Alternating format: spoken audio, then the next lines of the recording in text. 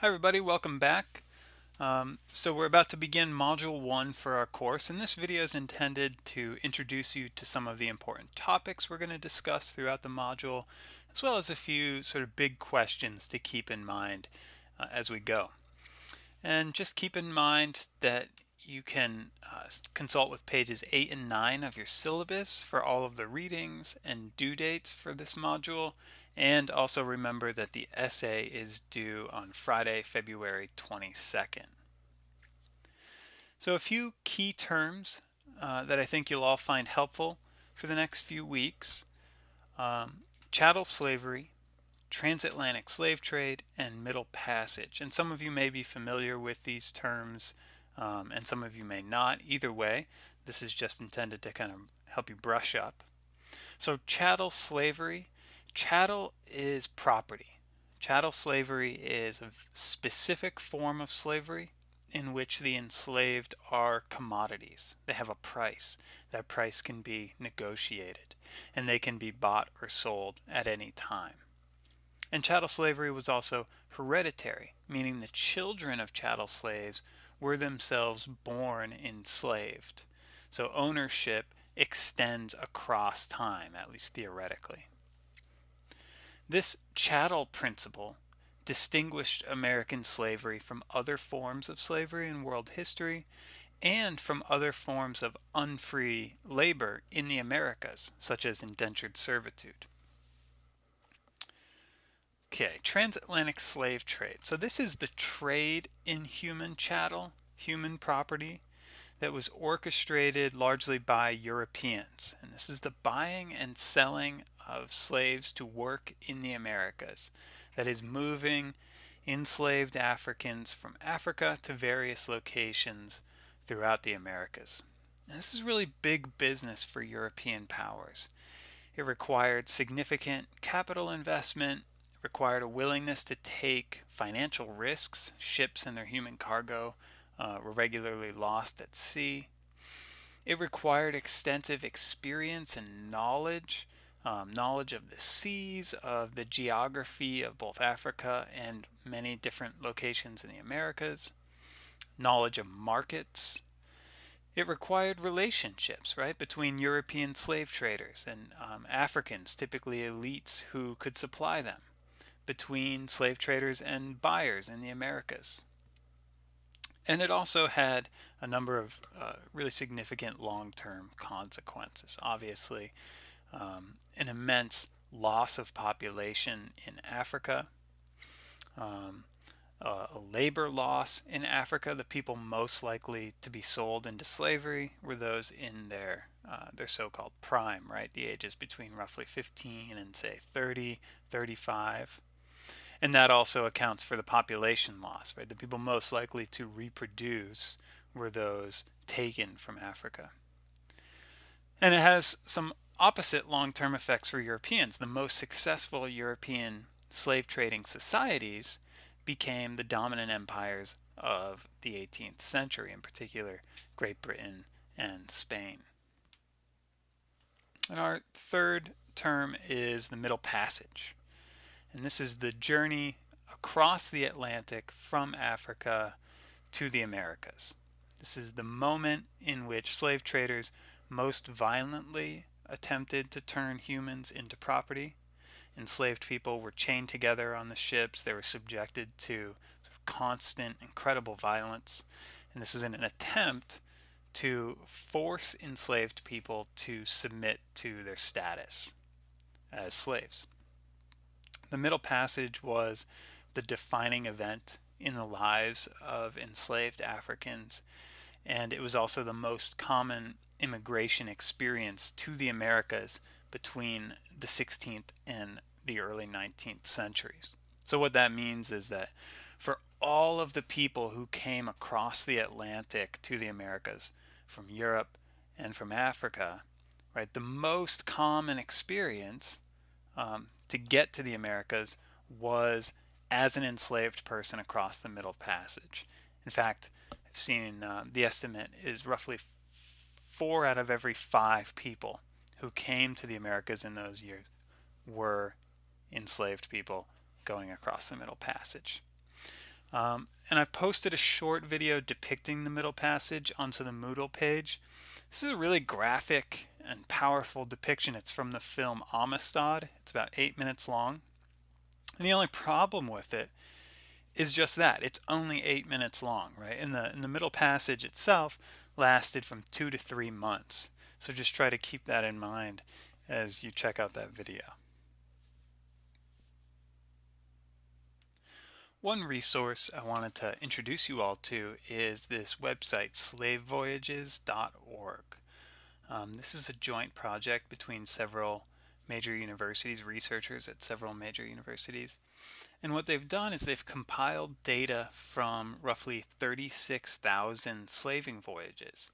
So they've brought together the numbers of people, where the voyage departed from, where it landed, how many people survived the journey across the Atlantic, in some cases, even the names of the enslaved.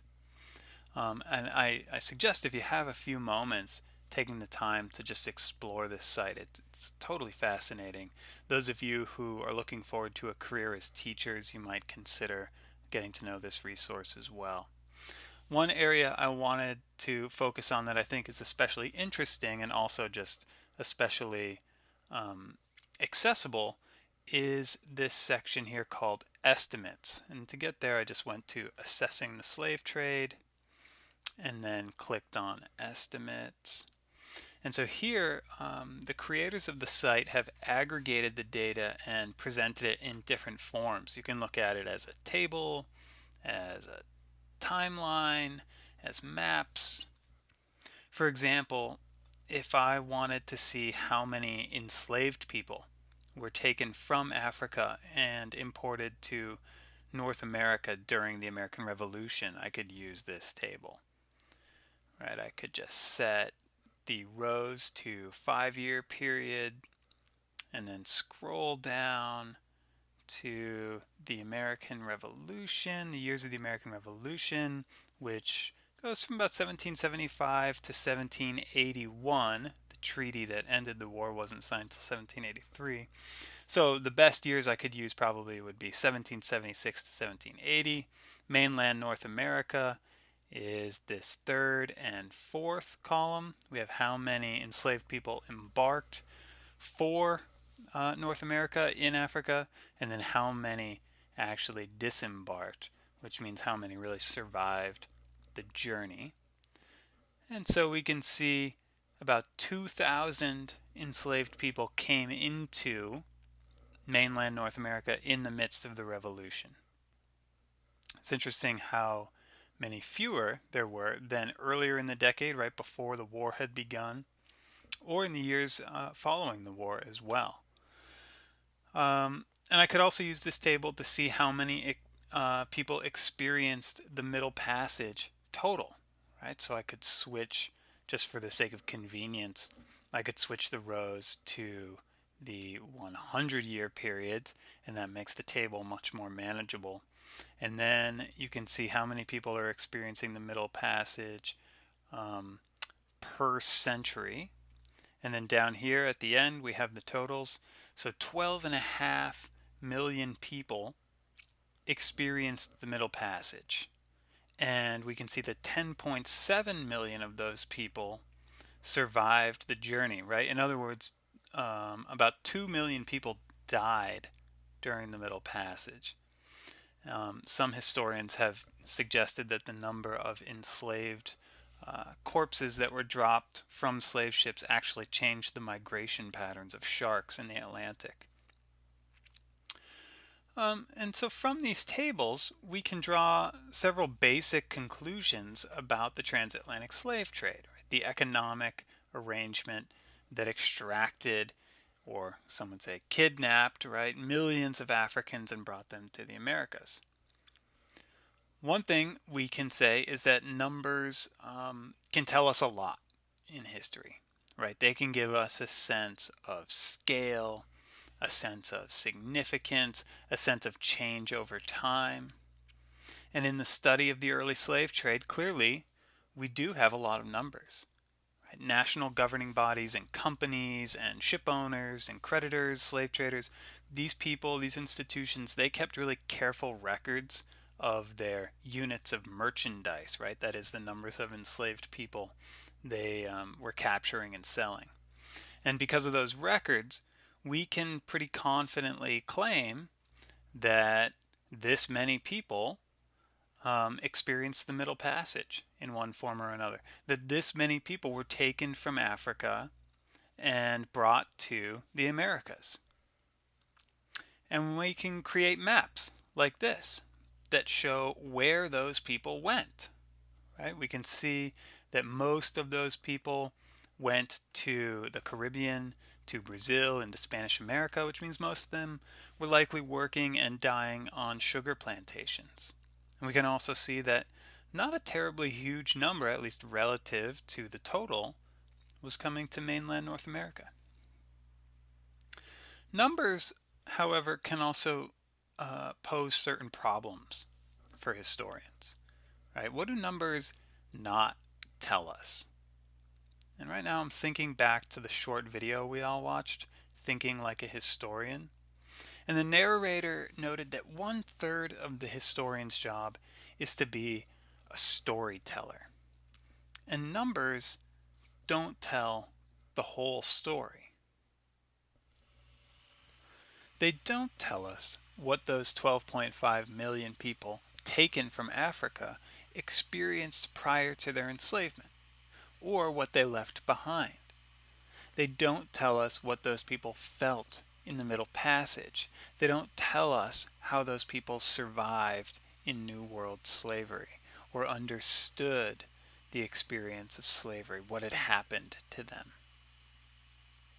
So throughout this module, we're going to read about 12 primary sources and 3 secondary sources, and from those documents we're going to see if we can begin constructing some more of the story beyond the numbers. A few of these documents were written by enslaved or formerly enslaved people. A few were written by slave traders or slave masters, and a few were written by governing bodies, such as the legislatures of Maryland and Virginia. Okay, and just one more point to wrap up here. To go back to the map from slavevoyages.org. I think one thing you'll probably note very quickly if you explore this map or if you explore the site further is that the vast majority of enslaved people who were taken from Africa and brought to the Americas went to Brazil and various islands throughout the Caribbean. And only a relatively small number came to mainland North America. It's a huge number, but in the context of the larger transatlantic slave trade, it's relatively small. Of course, this class is about African American history, right? And that term, African American, denotes people of African descent in the United States.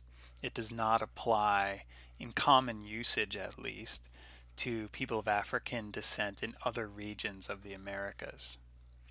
In the second part of our module, therefore, we're going to focus our discussion a little bit more. We're going to deepen our discussion of the early slave trade to explore the origins of slavery in mainland colonial North America.